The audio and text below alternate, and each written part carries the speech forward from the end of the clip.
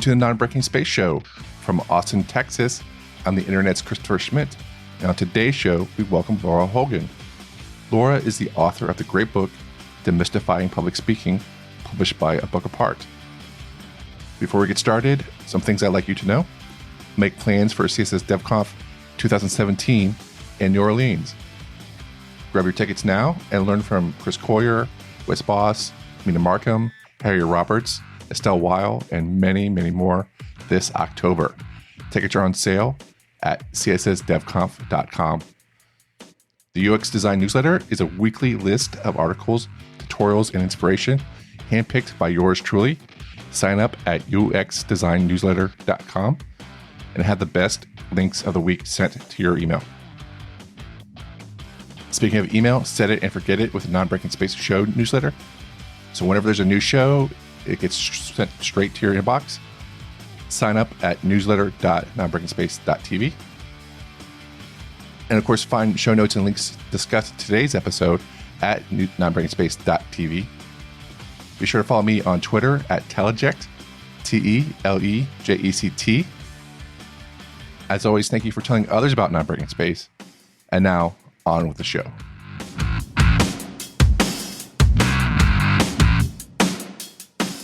But so thank you for joining us today.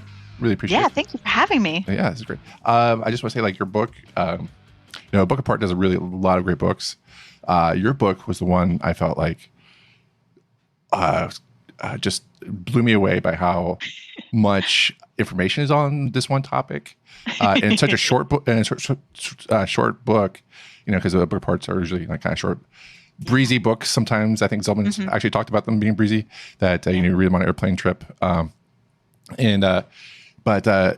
people always give advice in blog posts about what it takes to be a really great speaker, and it's usually within 12 bullet points, and that doesn't give you the whole experience of being a public speaker. And as someone who speaks at events, who actually runs events, I could tell you, that's not 12 bullet points isn't going to cover a lot of what you're doing. And So I really appreciated the book. And so, how did how did you? And public speaking isn't the thing that you you're also known for performance. You're also known for, I think, managing teams and doing so. So why? And I guess how you get started on a book about public speaking? Totally, yeah.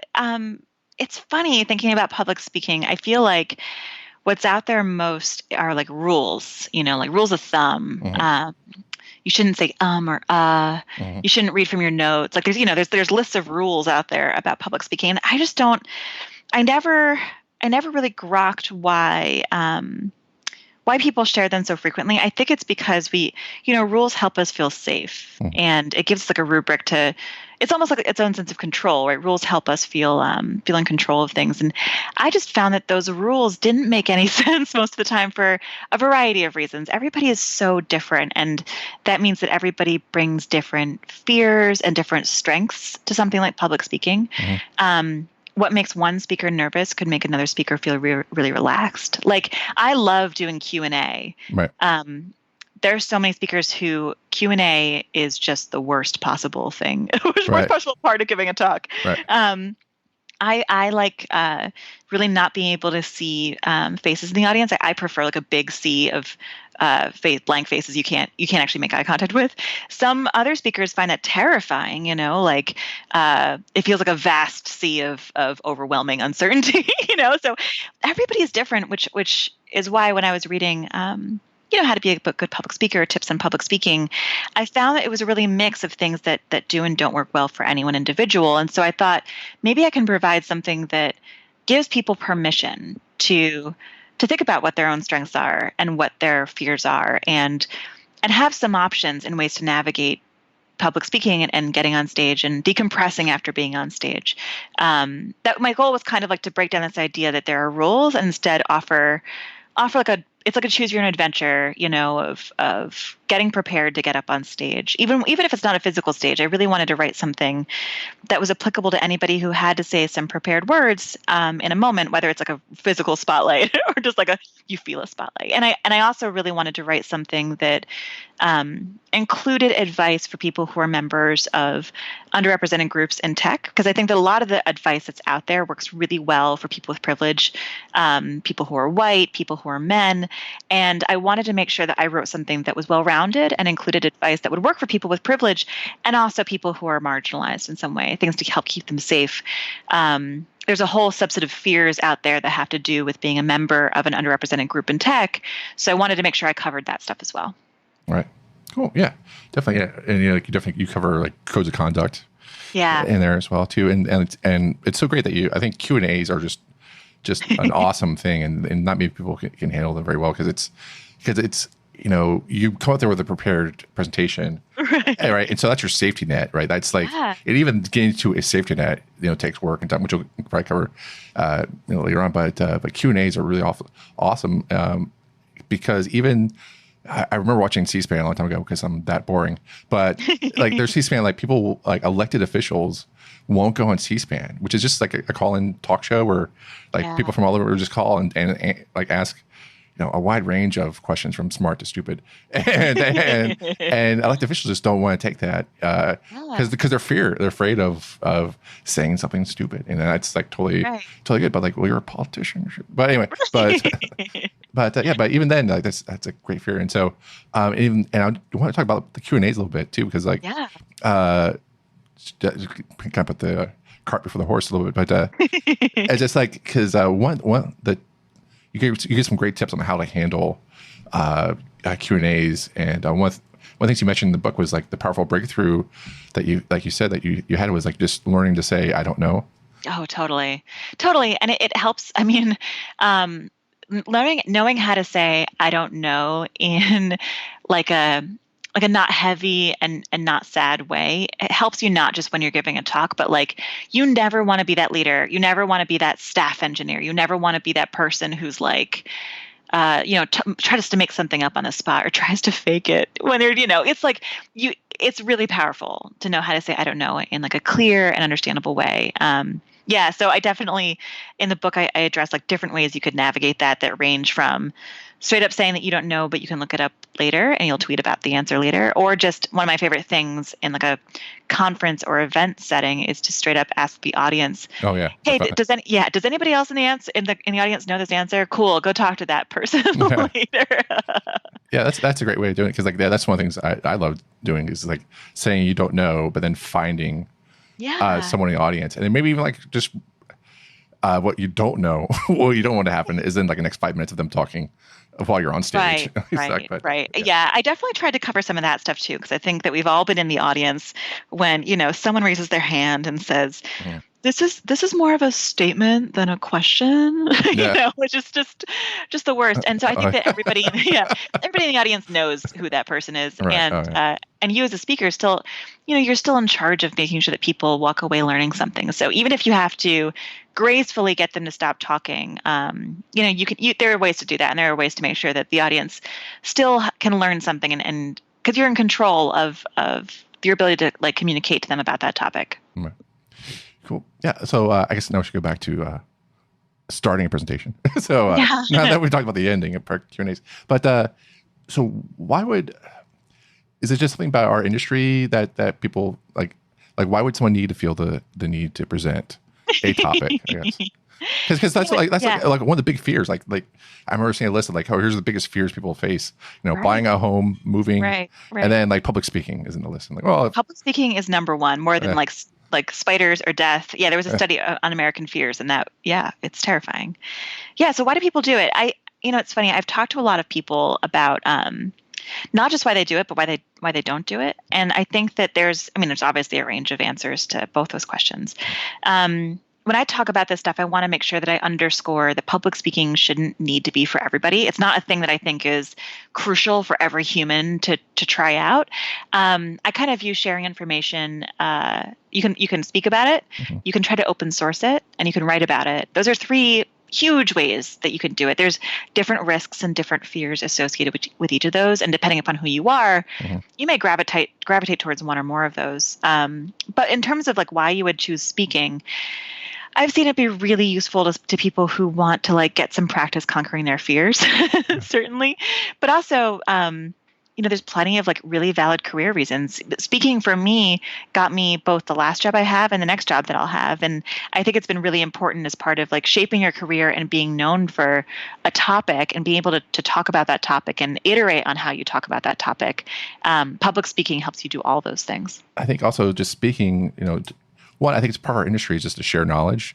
And I don't have a vast, insight into other industries as to well, but like, we go to other conferences, like the way our industry shares knowledge from meetups to, just online to open source. It's so fascinating that but we still need to, but even other industries have conferences and they still need to talk to people, in hallways in between conferences and stuff like that. So, and also I feel like our industry moves so fast that, writing books, and even though like, you publish books, I publish books, they get out of date so fast. So fast. Yeah. So going to a conference is just, and learning from the perspective of, just not reading blog posts, which is, a fast way of gathering information, but being able to talk to a person like, I just read your blog post. I just heard you speak. I still have some questions. That's just amazing. So that's just one of our ways our industry just learns and keeps up the, because with the state of how things change is so fast. So totally. Yeah. So because when I first started out, I was like, well, how do I, it's not like how do I show others that I know what I'm talking about? It's like well, I can write a book because that's what David Siegel and Linda Wyman did. So that's how they. And then I could just and I can go to conferences and show and share what I know. So that's definitely. Yeah, it's cool. But yeah, so I definitely think there is some good reasons to go speak, definitely for that networking and finding the jobs too. So I think that's also a great thing. But again, it's not for everyone. If you don't need to, if you'd rather like kill a spider instead, conquer those fears that way. Conquer those fears. Yeah, totally. And I think there should be a spectrum of ways to kind of move your career forward. And public speaking is just one of the options you have. Yeah. And that's another thing about your book that I love so much is like you actually went from like, explaining like how to develop a talk and to actually like what you should do to the day of. And so one of the things I liked about it was that you said like shaping a talk becomes an everyday process. Totally. And then, so can you talk a little bit about like how you shape your talks? Yeah. So I do it a lot. Usually with conversations with people who I know and trust, who either know something about the audience I'm going to be speaking to or about the topic itself, to kind of help me workshop. These conversations can help me workshop my point of view on it, or like which words communicate most effectively what it is that I'm trying to say, or it helps to poke holes in the thing that I thought was true, which is really valuable. You want to do that before you actually get up on stage. Yeah. So for me, it's often conversations with individuals, but also I really enjoy like tweeting about the topic I want to write about or speak about rather. And I also like to write blog posts and see what it is that people respond to most. Because I think that that's a great method of figuring out what people don't understand, what people have questions about, what people really responded to. Often after I've given a talk the first time, I'll go and look through Twitter about, who quoted which parts of my talk to see what resonated the most with people. When I was first talking about performance, I was really focused on how to, tactically accomplish a bunch of speed ups on your website. And afterwards, during Q&A, I would always get questions about how you got your company to care about this stuff. And I realized there was this huge chunk of information that I was never covering, but was super valuable to people. And I only learned that by doing a bunch of talks and paying attention during Q&A to the kinds of things that people gravitated towards, which, eventually shaped the talk that I gave and eventually shaped the book that I wrote. Oh, wow. Cool. Yeah. So it's sort of like just doing analytics on your. Yeah. It's just data gathering. Yeah. Data gathering. Yeah. So that's such a smart thing to do. So yeah, that's pretty great. Yeah. So that's one of the things like as a conference organizer, people always ask like how can I speak at your conferences or XYZ? And it's very hard. I guess to help with that, like that's a great way of doing it is to figure out what people are interested right now. But one story I always talk about is Rachel Neighbors, who I didn't know Rachel Neighbors who's now, respected animation expert. She spoke for the first time that I know of at our CSS Dev conference that we did. And she just gave a proposal, and we did like a double blind voting. And we still do it. And her proposal was like, she said like, yeah, I put the proposal in because it's kind of advanced and I didn't do any research on it, and it would take me like months to figure it out. So if it got picked, like, and if it did get picked, I wouldn't care because I wouldn't have to worry about it. But it did get picked. So he's like, oh wow. So it's sort of like, in a way, she saw what the industry was going to need, and then when it got picked, she's like, oh man, I can actually do it. And it was and it turned out to be a great talk. And we had Tab Atkins, who's from Google, who writes specs with funding from Google as part of his day job. And so he was there, and there was asking questions about how the spec, and it was just a great way of it was a great win-win for everyone there. So yeah, totally. So you don't need data gathering, like you said, but I think that's a way easier. I think it's more of a modern way of finding out how to do it. And also, I think writing blog posts in general, as a speaker, like as a conference organizer, it's a great thing. Because another story I always tell is that I find speakers who blog. Mm-hmm. If you don't blog, then I don't know you exist, pretty much. Right. So I have other ways of researching and stuff like that. But from talking to other conference organizers, I think I do a lot more research into finding speakers than other conference organizers do. And so that's just me just saying how awesome I am. It's just, I feel like when I talk to other conference organizers, they kind of look at other conferences and stuff like that, but they don't really, they're not researching a lot of the blog posts that are coming out and keeping up to date, because it is a lot of information to keep up to date because our industry changes so much. So fast. Yeah. So definitely, I would say and I think in general, it just helps your career. Even if you don't speak, just write blog posts. Oh, yeah. So yeah. Definitely like that. So yeah, cool. But I love the idea of data gathering. I think it's so awesome. I mean, a lot of the fears that people have are about getting up on stage and realizing halfway through that you don't know what you're talking about, or that somebody in the audience knows more than you do about your topic and you're wrong. Right. And you can totally avoid that by doing some data gathering ahead of time. Right. Exactly. Or the worst thing is to give a talk and then you realize that your browsers has changed like the day before. And so everything you talked about is kind of like moot. Toast. Yeah. So terrifying. Yeah. That may have happened to me, but but I also like the fact that it seems like talks don't happen in a vacuum. Right. And so like you one of the things you talk about is when you come up with an idea, even if you don't write up in a blog post, like you share it with, you said in your friends, in your book, you said, share it with your friends. Yeah. As a way of helping validate the ideas. And so. Totally. So yeah. But yeah, so I think that's kind of a fear that people get to is like, oh, I'm all alone. Right. And coming with this idea and fleshing it out. Yeah. I mean, that's patently false. Like you are already surrounded by a network of people who are eager to help and support you, even if it's just your coworkers, even if it's just your partner, like there are people who are going to want to give you feedback. The trick is making sure that you equip them with enough good information about like what feedback looks like that's good to actually get something valuable out of that conversation. And then you also have a great talk, a great part of the book about finding the right venues to speak at. Oh, yeah, totally. Yeah. It's so tricky, right? Like there's no public speaking. There's no way to like dip your toe in slowly. You're just like, you're either in that spotlight talking or you're not. So in the book, I covered a lot about like what it looks like to ask local companies in your area if they've got like a brown bag lunch or an educational lunch program that you can come and speak at, or local meetups are also a great way to kind of like get some practice feeling what that feels like. Right. Yeah. I think Austin, Texas, where I'm from, just is blessed with so many meetups. Mm-hmm. And I know that's not the case because like I lived in other places like Cincinnati. They have plenty of meetups now, probably, but they weren't web friendly. Because it was like back in the time when Flash was still a thing.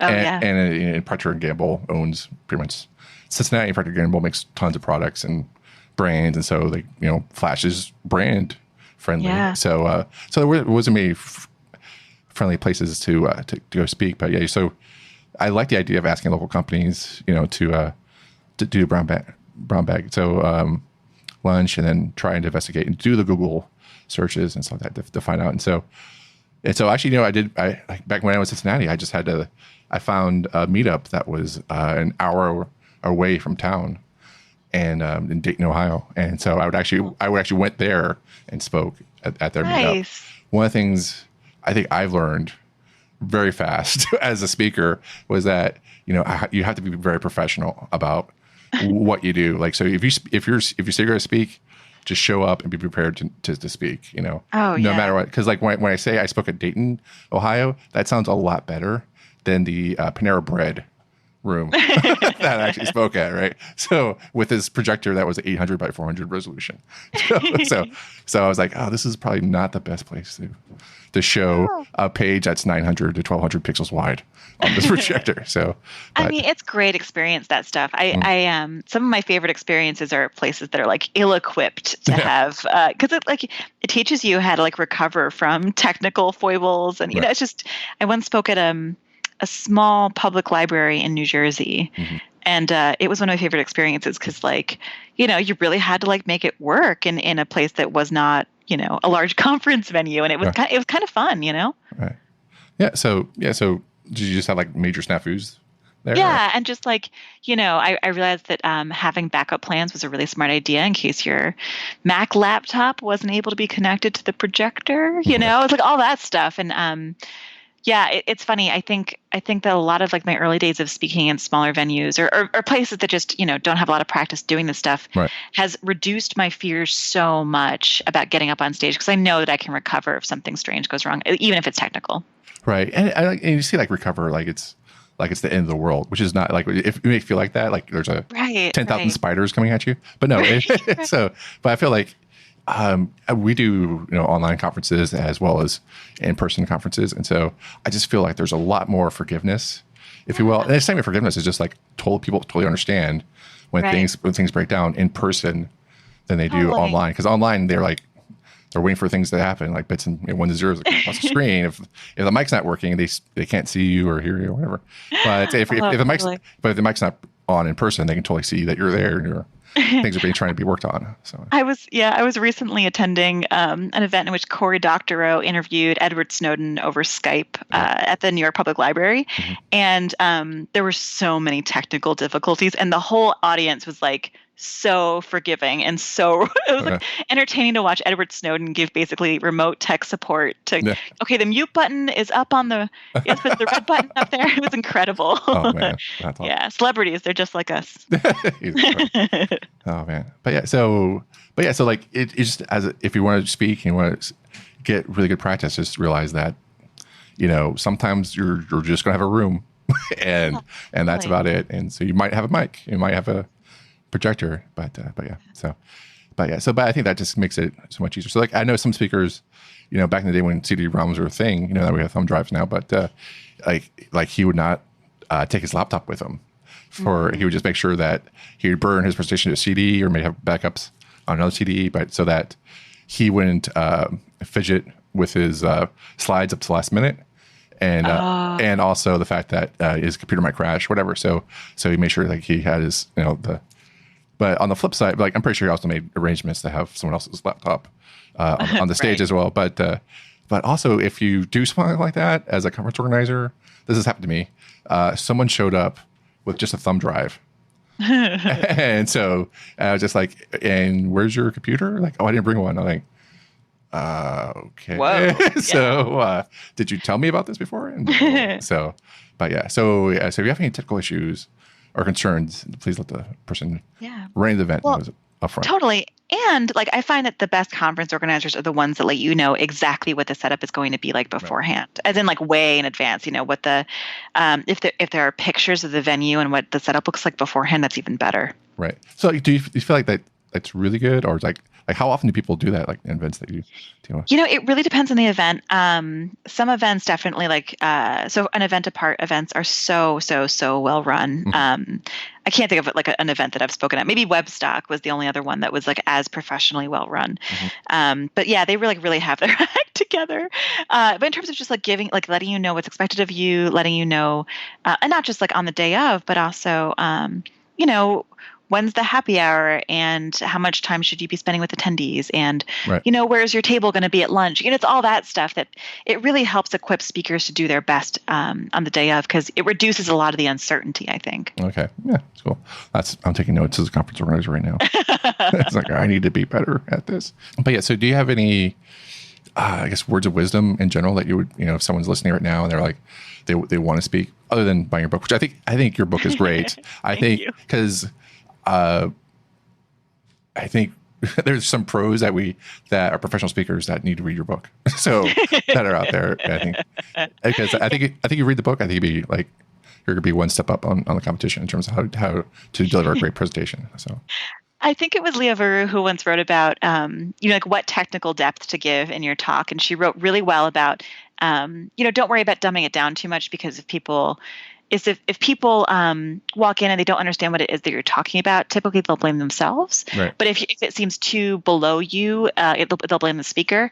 And I tried to approach the book in the same way. I tried to really write it so that people who are completely new to this would definitely learn a bunch of stuff. But people who are seasoned at this, I'm hoping still learned a bunch of random new things to either try out or experiment with, or just to level up their own speaking game. Not because it's a collection really of all the stuff that I've learned, not because I invented it myself, because I'm not that smart. It's more like I've talked to enough speakers out there and learned so much from them. I try to channel all of that into what's hopefully a helpful book to everybody. Great. Yeah. But yeah, like I said, I try to say, this book will make you a pro at public speaking than a lot of people who aren't professional speakers out there. So I think it's a really great book. Well, thank you. Cool. Thank you for being on the show. How can people find you internet and buy the book? Yeah. Buy the book on abookapart.com, and you can find me on the internet at Lara_Hogan on Twitter. Cool. Awesome. Well, thank you so much for taking time out of the day to be with us. Thank you so much. I appreciate it. Cool. Awesome.